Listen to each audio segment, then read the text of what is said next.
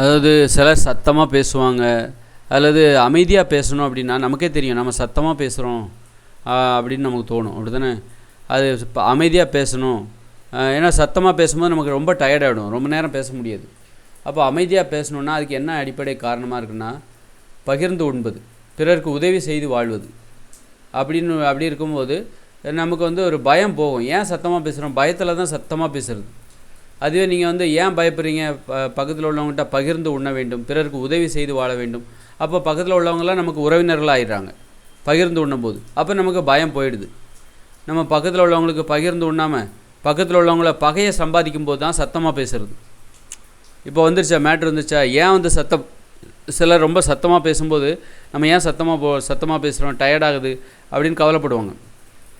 ஏன்னா சத்தமாக இப்போ எதுக்காக பக்கத்தில் உள்ளவங்ககிட்டலாம் சண்டை போடுறவங்க, பகையை உருவாக்கிறவங்க, இவங்க என்ன பண்ணுவாங்கனாக்கா எப்பவும் பயந்துக்கிட்டே இருப்பாங்க. அதனால் சத்தமாக பேசுவாங்க. அதுவே உங்களை சுற்றி இருக்கிறவங்க எல்லோரும் உங்கள் நண்பர்கள், உறவுகள், உங்கள் நம்பிக்கையான உறவுகள் தான் உங்களை சுற்றி இருக்குது அப்படின்னா நீங்கள் அமைதியாக பேசுவீங்க. அந்த பயம் இருக்காது. அந்த பயத்தில் தான் சத்தம் போடுறீங்க. பக்கத்தில் உள்ளவங்க எல்லாருமே எதிரிகள் அப்படிங்கிற நினப்பில் தான் சத்தமாக பேசுகிறீங்க. அதனால் அமைதியாக பேசணுன்னா நம்ம என்ன பண்ணோம்? எப்படி இப்போ சுற்றி இருக்கிறவங்கள நம்மளை எப்படி உறவுகளாக மாற்றுவது? பகிர்ந்து உண்ண வேண்டும், பிறருக்கு உதவி செய்து வாழ வேண்டும்.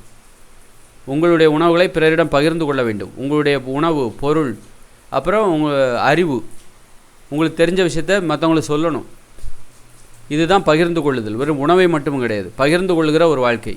உங்களுடைய அனுபவங்களை பகிர்ந்து கொள்ள வேண்டும், உங்களிடம் இருக்கிற பொருட்களை பகிர்ந்து கொள்ள வேண்டும், உங்களிடம் இருக்கிற பணத்தை, உணவை பகிர்ந்து கொள்ள வேண்டும், பிறருக்கு உதவி செய்து வாழ வேண்டும். உடல் ரீதியான உதவி.